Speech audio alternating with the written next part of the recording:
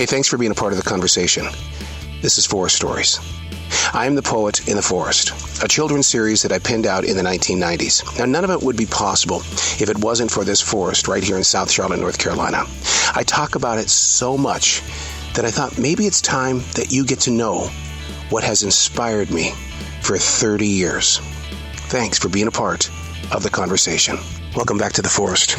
Today we're going to be visiting a little lay of the land inside the forest that really isn't part of its natural birth. We're going to speak a lot about the erosion in future episodes because the erosion was really doing damage to not only just the land, but to the trees, to the beautiful natural grass, to even the rocks. I'm standing in front of a big rock right now, maybe 12 feet long, 4 feet out of the ground. But it wasn't there when we moved into this forest in 1992. That's how much we have lost with erosion. In order to slow this erosion down, I felt it in my heart that maybe it was time to get ivy, some sort of land plant that would withstand the pressures of the rains of the southern sky.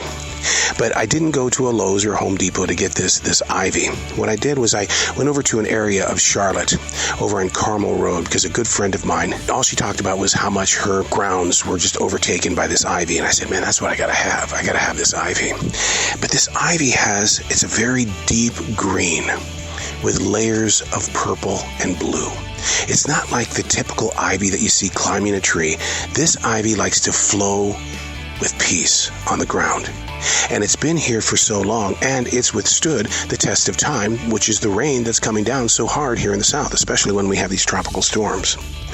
But if it's still here in the chapters after me, just know in your heart that this ivy came from a different area and it found a place of survival inside this forest. Not because of me. It's because it had to make an agreement with everything that is natural in this forest, from the tall pines, the oaks, the elms, and even what we have here, which is the trees.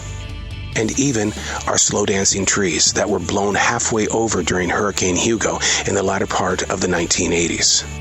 It's all presented in a way where the artist says, use your imagination, use fewer words and more inner energy to envision why this forest is not perfect, nor will it ever be perfect. But if you use your imagination, you'll be able to hear the music that is brought by the slightest of breezes. They will be cool at times, they'll be extremely hot. Just know, no matter how strong the southern storms, be like the ivy, cuddle the ground. I'm Errol. Thanks for being a part of the conversation.